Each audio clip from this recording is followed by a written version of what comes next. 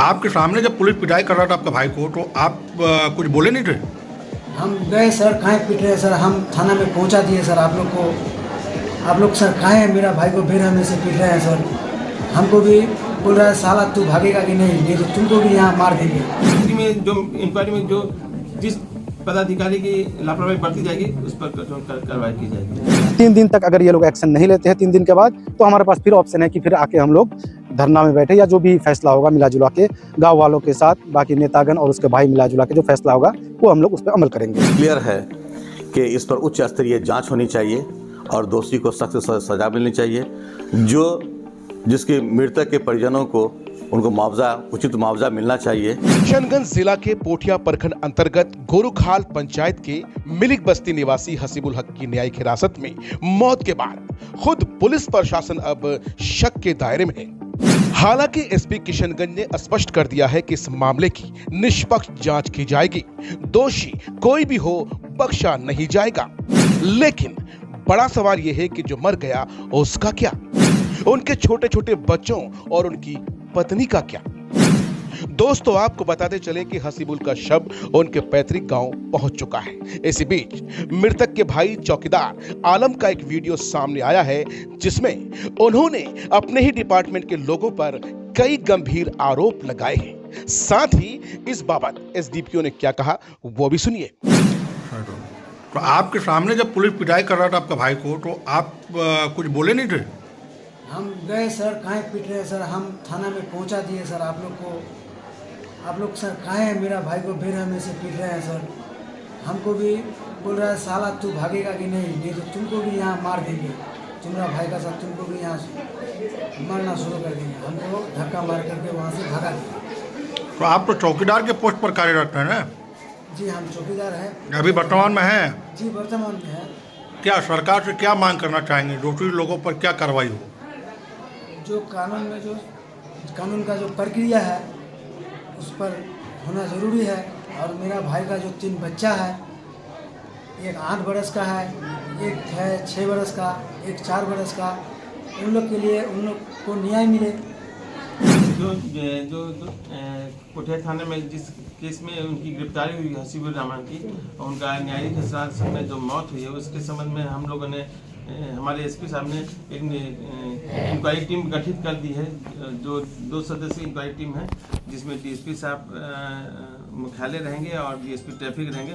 वो निष्पक्षता के साथ जांच करेंगे। जांच में जो भी जवाब दे रहेंगे उसके प्रति कठोर कार्रवाई करने का उन्होंने आश्वासन दिया है। और जो ये घटना घटी ये तो हम लौटा नहीं सकते, तो हम कोशिश करेंगे जो भी जांच हो निष्पक्ष हो और कानून सम्मत कार्रवाई की जाएगी। सर, ये लोगों को जो मृतक के पत्नी के द्वारा जो जोरा खातून के द्वारा आवेदन दिया गया है, उस आवेदन पर उसी आवेदन के आधार पर जांच कमेटी गठित की गई। उस जांच कमेटी की रिपोर्ट जल्द से जल्द आ जाएगी और उसी जो इस कमेटी में जो इंक्वायरी में जो जिस पदाधिकारी की लापरवाही बरती जाएगी उस पर कार्रवाई की जाएगी। अब तक तो अभी जो कार्रवाई हुई है, दोनों इंस्पेक्टर साहब और थाना से पारकाटा को लाइन हाजिर कर दिया गया।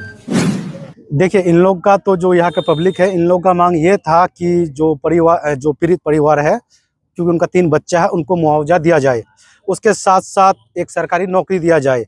उसके अलावा जो भी इस हत्या में शामिल है उनके खिलाफ कानूनी कार्रवाई किया जाए। और जब हम लोग थाना में गए थे तो ऑलरेडी 90% काम हो चुका था, बातचीत हो चुका था। तो उसमें वहाँ जितने लोग बैठे हुए थे और इंक्लूडिंग जो मृतक का भाई था जो चौकीदार है वो भी वहाँ शामिल थे। तो उन लोगों ने ये फैसला लिया वहाँ के प्रशासन से मिला के कि उनको 3 दिन का टाइम दिया जाए प्रशासन को। 3 दिन के अंदर वो लोग FIR नहीं करते हैं, जो जिन्होंने ये क्राइम किया है उनके खिलाफ अगर कानूनी कार्रवाई नहीं करते हैं तो उसके बाद वो लोग धरना प्रदर्शन करेंगे।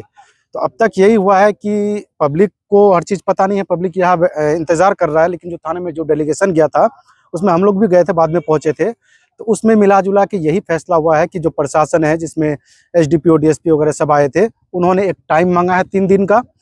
3 दिन के अंदर वो जांच कराएंगे, एक कमेटी बनाएंगे, अलग से जांच करा के कानूनी कार्रवाई करेंगे। और उसके बाद रही जहां तक मुआवजा का बात है, तो उन्होंने कहा कि जो जेल मैनुअल के हिसाब से मुआवजा दिया जाता है वो दिया जाएगा।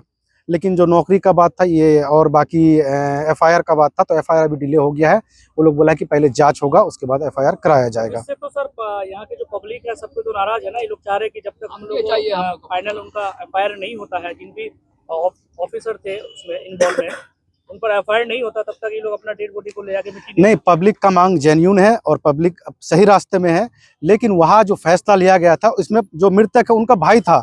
तो हम लोग कोई भी पब्लिक हो या हम लोग नेता लोग हो, कोई भी अगर कोई डिसीजन लेंगे तो उसके भाई के हिसाब से, क्योंकि अभी गार्जियन वही है, तो उनका भाई का ही वो फैसला हुआ वहाँ मिला जुला के कि भाई इन लोग को 3 दिन का टाइम दे दिया जाए। रही बात, हम लोग को पता था कि पब्लिक इससे नाराज रहेगा, इसलिए हम लोग पब्लिक के साथ अभी भी यहाँ मौजूद है, लेकिन उसका भाई जा चुके हैं, घर जा चुके हैं शायद। तो वही जो फैसला हुआ है कि 3 दिन का टाइम दिया जाएगा, उसी पे कायम रहेंगे। पुलिस की कमज़ोरी बहुत ज़्यादा है कि जांच किए बिना किसी पर लाठीचार्ज करना, किसी को टॉर्चर करना, ये परंपरा चल गया है। मैं इसका निंदा करता हूं और ये बिल्कुल साफ जाहिर है, क्लियर है कि इस पर उच्च स्तरीय जांच होनी चाहिए और दोषी को सख्त सज़ा मिलनी चाहिए। जिसके मृतक के परिजनों को उनको मुआवजा, उचित मुआवजा मिलना चाहिए। जो उनके 3 बच्चे छोड़ के गए, एक पत्नी और 3 बच्चे को पीछे छोड़ के गए, उनके लिए सोचना होगा और सरकार को बताना होगा कि आखिर ऐसा क्यों।